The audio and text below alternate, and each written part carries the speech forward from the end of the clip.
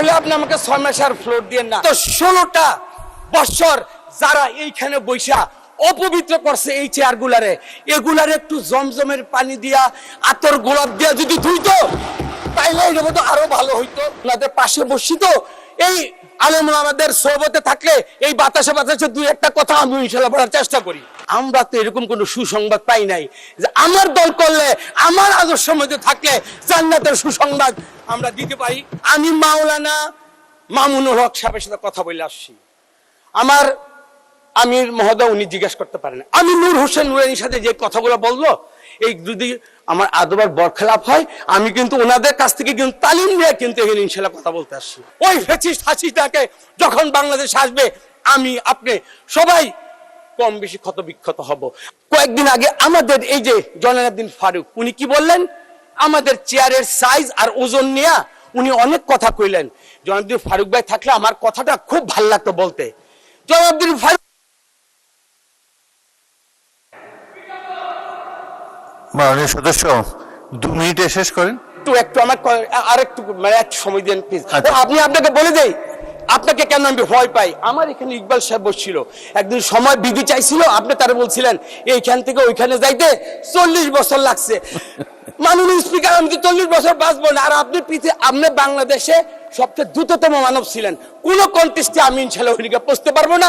কিন্তু আপনার কাছে যদি আমি 5টা মিনিট সময় পাই, আমার কথাগুলো আপনি একটু সময় দেন। দরকার হলে আপনি আমাকে 6 মাস আর ফ্লোর দিয়েন না, কিন্তু আমার আজকের কথাগুলো আপনি একটু শুনেন। জয়নাল আবদিন ফারুক উনি সাইজ দেখলেন, এটার ওজন দেখলেন, কিন্তু বিগত 16টা বছর যারা এইখানে বৈশা অপবিত্র করছে এই চেয়ারগুলারে, এগুলারে একটু জমজমের পানি দিয়া আতর গোলাপ দিয়া যদি ধুইতো তাইলে এটা তো আরো ভালো হইতো। তা আমি ওনাকে একটু আপনার মাধ্যমে বলতে চাই, এবং এগুলো ঠিক করে মাননীয় সদস্য এখন থেকে 3 মিনিটের মধ্যে শেষ করেন। আচ্ছা, আজকে আরেকটা কথা বলা হয়,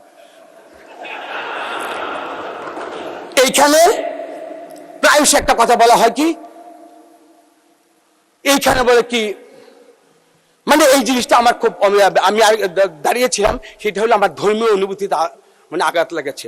কোরআনের একটা আয়াত আছে, এই কোরআন আয়াত কেন বলি, ওনাদের পাশে বসিত এই আলেম ওলামাদের সোহবতে থাকলে এই বাতাসে বাতাসে দুই একটা কথা আমি ইনশাআল্লাহ বলার চেষ্টা করি।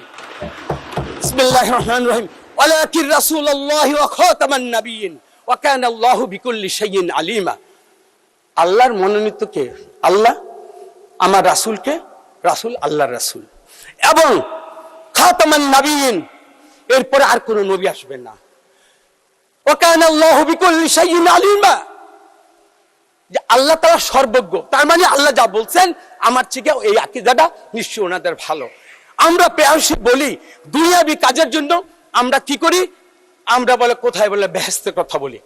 আমি যতটুকু আমি জানি, রাসূল সাল্লাল্লাহু আলাইহি ওয়াসাল্লাম তার জীবদ্দশায় আশারের মুবাশশারা 10 জনের সংবাদ দিচ্ছেন। বদরের যুদ্ধে যারা নিহত হয়েছেন তাদের ব্যাপারেও একটা কিন্তু সম্যক একটা ধারণা দিয়ে গেছেন।